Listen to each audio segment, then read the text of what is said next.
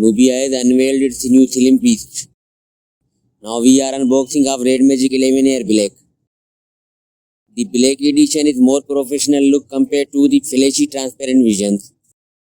It measures just 7.85 mm thick and weight is 207 grams. It packs a massive 7000 mAh battery and supports a 120 watt fast charging.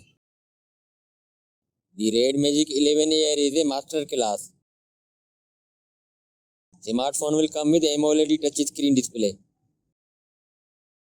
Refresh rate will be 144 Hz. Means this phone best for gaming. And a 6.85-inch screen size, making it significantly more comfortable. Smartphone will be powered by the Snapdragon 8 Elite chipset. It handles like Genshin Impact and with the addition of an octa-core CPU. And for base graphics, there will be a GPU of Adreno. RAM will be up to 24 GB and 512 GB internal memory. So you don't worry about storage. Triple camera coming with this amazing phone, while the main sensor is solid.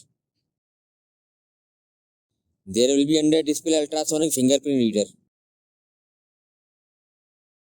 That's all for now. Friends, subscribe my channel for more latest videos. Thanks.